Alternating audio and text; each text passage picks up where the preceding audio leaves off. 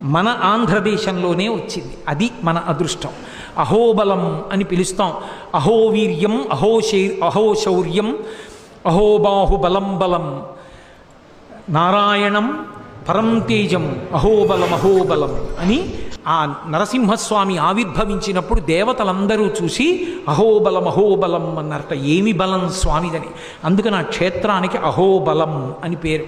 అక్కడ ఆవిర్భవించింది నరసింహస్వామి వారి యొక్క అవతారం. మహానుభావుడు అక్కడే ఇప్పటికీ నవనారసింహులుగా ఉన్నాడు. అలాగే నెల్లూరు పక్కనే ఉంది. ఇప్పటికీ అక్కడ మహానుభావుడు ప్రజాపతులలో ఒకడైనటువంటి కశ్యప ప్రజాపతి 7 హోమగుండాలు పెట్టి సప్తర్షులతో హోమం చేశాడు. సప్తర్షులతో హోమం చేసినప్పుడు నరసింహస్వామి వారి ఆవిర్భావం అయినప్పుడు ఏ జ్వాల తేజస్సు మొదట వచ్చిందో ఆ తేజస్సు ఆ హోమగుండంలోంచి పైకొచ్చి దూరంగా వెళ్ళి ఒక గుహలోకి చేరిపోయింది. ఆ గుహలోకి వెళ్ళి కశ్యప ప్రజాపతి చూస్తే యోగ నరసింహ